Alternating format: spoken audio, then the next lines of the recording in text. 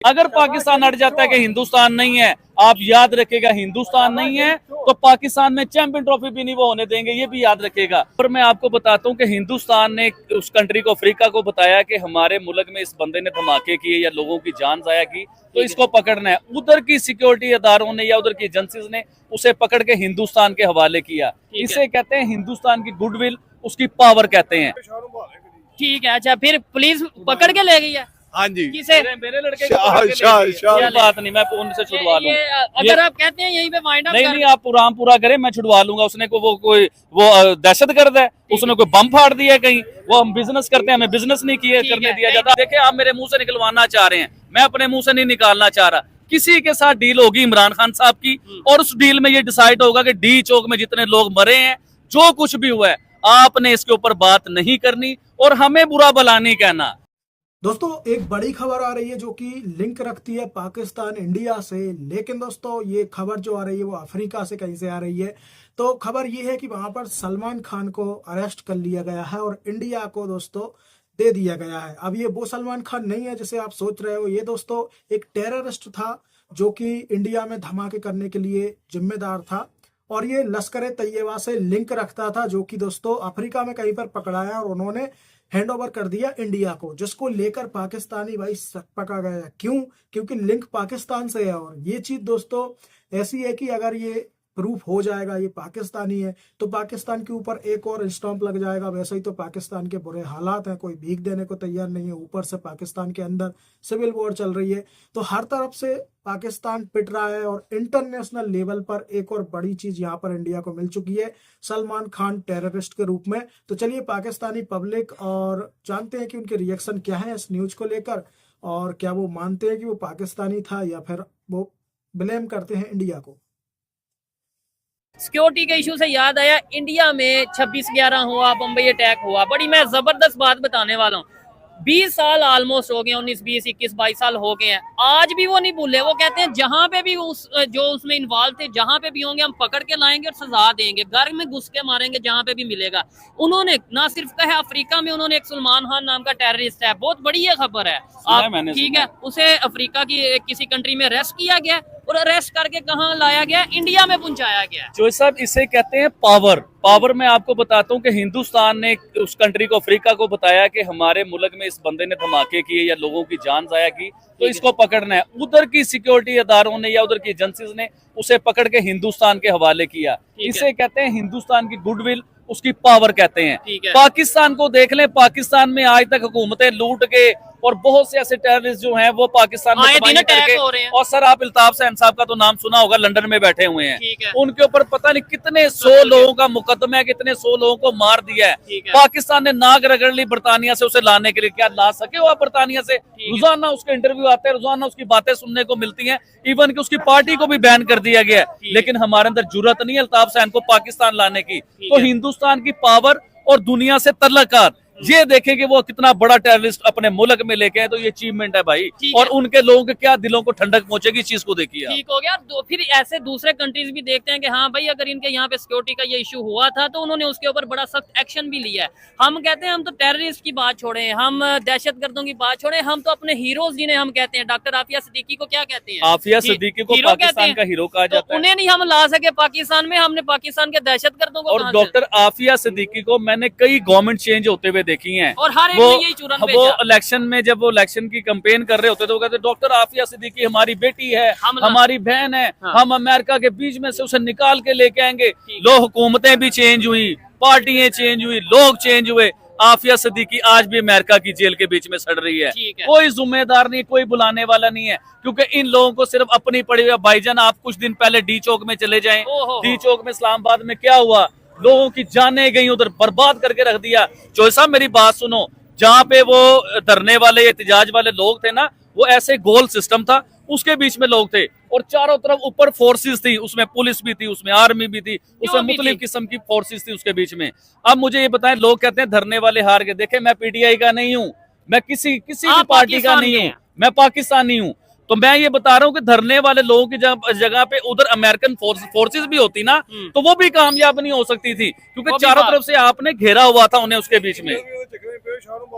ठीक है, अच्छा फिर पुलिस पकड़ के ले गई है? हाँ जी किसे? मेरे लड़के को पकड़ के ले गए। शाह कोई बात नहीं, मैं उनसे छुड़वा ये लूंगा। अगर आप कहते हैं यहीं पे वाइंड अप नहीं कर नहीं, आप पूरा पूरा करें, मैं छुड़वा लूंगा। उसने को वो दहशतगर्द है, उसने कोई बम फाड़ दिया है कहीं। वो हम बिजनेस करते हैं, हमें बिजनेस नहीं किया ठीक करने है। दिया कहीं जाता। आप जो- मुद्दे के ऊपर आए कहीं इस्लामाबाद प्रोटेस्ट में तो नहीं था कि आज उठा लिया गया? नहीं नहीं, हम हमारे काम कारोबार की वजह चले, से हो रहे अच्छा, सारे मामले। एक ये चीज है, चले ये बीच में खबर है, बुरी खबर है आबिद भाई के लिए कि भाई इनके वर्कर को पुलिस अभी उठा के ले गई है, इन्हें खबर मिली है। चले जाएंगे इसके बाद वहां पे भी। आबिद भाई क्या कहना चाहेंगे, हमारे पाकिस्तान के मिनिस्टर कैसी स्टेटमेंट दे रहे हैं कि अगर हमें अमेरिका की तरफ से प्रेशर आएगा कि इमरान खान को छोड़ो तो हम बदले में कहेंगे आप आफिया सिद्दीकी को, मतलब ये कोई लॉजिक बनता है? अजीब बातें हैं यार, हाँ। अजीब बातें। देखें, मैं आपको बताता हूँ हकीकत क्या। चौधरी साहब ये गिन लें, अपने उंगलियों के ऊपर दिन गिन लें।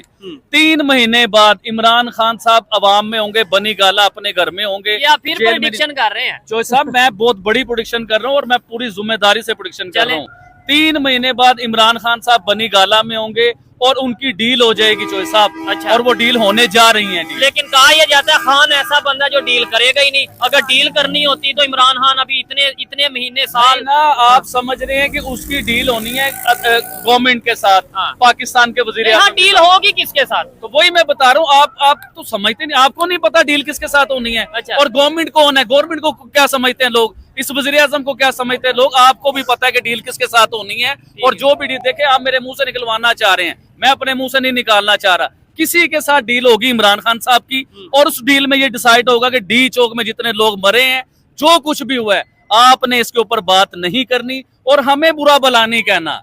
और गवर्नमेंट को आप जो मर्जी करो, आप फाइट करो, आप लड़ाई करो, तो हम आपको घर भेजते हैं, आप घर चले जाओ। ये डील होगी। 3 महीने बाद आपको इमरान खान साहब बनी गाला में नजर आएंगे। ठीक है भाईजान, आपको क्या लगता है 3 महीने बाद इमरान खान साहब आ जाएंगे? जी जी इंशाल्लाह, क्यों नहीं, इंसाफ होना चाहिए। ठीक है। इंसाफी नहीं होनी चाहिए, मुल्क में इंसाफ मिलना चाहिए। नहीं, इंसाफ तो मैं कहता हूँ हर एक को मिलना चाहिए, लेकिन ये जो माहौल इधर बना हुआ है, कोई भी कोई कहता है जी अफगानिस्तान से लोग आके दहशतगर्दी करके चले गए, कोई किसी पे इल्जाम लगा देता है। हम अपने घर में खुद क्यों नहीं अपने आप को ठीक कर रहे? बिल्कुल, सबको चाहिए कि जो जालिम लोग हैं उनके साथ नहीं देना चाहिए, उनके साथ नहीं साथ देना चाहिए। बिल्कुल। नहीं चौधरी साहब, आपने लफ्ज बोला है कि अफगानी आए और दहशतगर्दी नहीं, करके मैंने चले नहीं गए। बोला, ये हमारी गवर्नमेंट कह रही है। ये हमारे जो वजीर दाखिला है ना, वो ये कह रहे हैं कि अफगानी आए और वो दहशतगर्दी की, उन्होंने इमरान खान के जुलूस में वो शामिल हुए।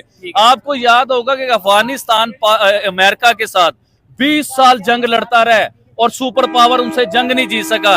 अफगानी आए होते तो क्या अफगानी भाग जाते उधर से? अब कभी सोचिए इस बात को, अफगानी आपसे पूरी फाइट करते, पूरा मिलते आपको। वो अफगानी नहीं थे, वो पाकिस्तानी पठान थे भाईजान। और दूसरी एक और चीज आपको बताता हूँ, इस्लामाबाद में नई खबर बताने लगा हूँ, इस्लामाबाद में अफगानियों को बैन कर दिया गया। ये लेटेस्ट खबर है। अब मुझे ये बताएं कि अफगानिस्तान को आपने क्या मैसेज दिया? कभी सोचिए आप कि अफगानिस्तान को हमने ये मैसेज दिया कि आपके अफगानियों को हमने इस्लामाबाद में बैन कर दिया। जो अफगानी हमारे साथ पहले नफरत कर रहे हैं, जो हमें बुरा समझ रहे हैं, क्या वो अफगानी हमें अच्छा समझेंगे? क्या उनकी न्यू जनरेशन के जो बच्चे हैं, जो पढ़ने वाले हैं स्कूल कॉलेज जो में, इस्लामाबाद की यूनिवर्सिटीज में पढ़ते हैं अफगानिस्तान के बच्चे या कोई अफगान बच्चे पढ़ते हैं, वो तो कहेंगे कि यार ये हम इस्लामाबाद में एंटर नहीं हो सकते।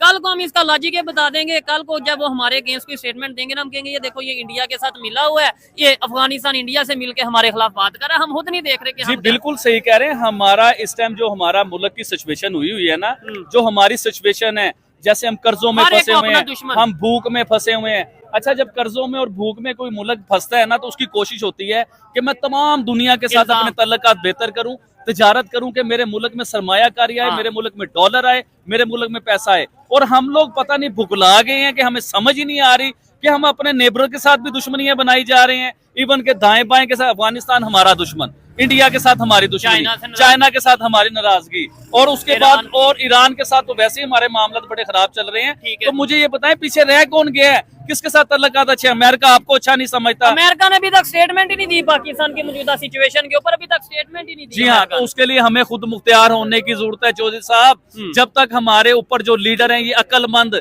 समझदार नहीं बैठेंगे। देखें, हिंदुस्तान की हम बड़ी एग्जांपल देते हैं कि हिंदुस्तान हमारे से आगे निकल गया, उसने बड़ी तरक्की कर ली, उसकी इकोनॉमी दुनिया में मजबूत तरीन इकोनॉमी बन गई है। लेकिन कभी हिंदुस्तान की पॉलिसीज देखी है आपने हाँ, कि पिछले long 20-25 साल में उसकी क्या पॉलिसीज थी? और मेरे भाई दुश्मन से भी सीख लेना चाहिए। हिंदुस्तान तो हमारा हमसाया है, हमारा नेबर है, हम उससे नहीं सीख सके। हमने एक भी पॉलिसी नहीं ली हिंदुस्तान से। हिंदुस्तान भी कर्जई था किसी दौर में, हिंदुस्तान ने भी कर्जा लिया, आज वो दुनिया का अमीर तरीन मुल्क बन के बैठा हुआ है और हम कर्जों में ऐसा फंसे कि हम अपने मुल्क को बेचने पे तुले हुए हैं। और भाई आप देखिए ना कि हमने क्या क्या कुछ तो गिरवी रखवा दिया अपने मुल्क का। क्या छोड़ा है हमने हमारे मुल्क में? ना हमारे मुल्क में सोना है, ना हमारे मुल्क में गैस है, ना हमारे मुल्क में पेट्रोल है, ना हमारे मुल्क में बिजली है, ना हमारे मुल्क में आटा है। ईच एंड एवरीथिंग यार, कोई चीज नहीं है। आप तलीम को देख लो, तलीम किस किस्म की है। आज से 20 साल 30 साल पुरानी स्टडी हमें कराई जो जाती है, कोई जदीद टेक्नोलॉजी नहीं। हर चीज का एक नया वर्जन आता है।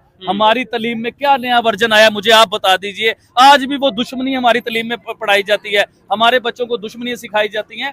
हमें चाहिए अपने बच्चों को आईटी सिखाना, हमें चाहिए अपने बच्चों को जदीद टेक्नोलॉजी के बारे में बताना कि हम अपने बच्चों को दुश्मनियों में डाली रखें। और पाकिस्तान को अगर आप ऐसा ही देखना चाहते हैं तो फिर ऐसा ही रहेगा पाकिस्तान। नहीं तो दोस्तों ये थे पाकिस्तानी पब्लिक के रिएक्शन। आपको ये रिएक्शन कैसे लगे, एंटरटेनिंग लगे या कोई जानकारी मिली, आप लोग कमेंट करके बता सकते हो। अगर आपका भी कोई ओपिनियन है तो इस वीडियो में इतना ही दोस्तों, मिलते हैं किसी और वीडियो में, तब तक के लिए जय श्री राम।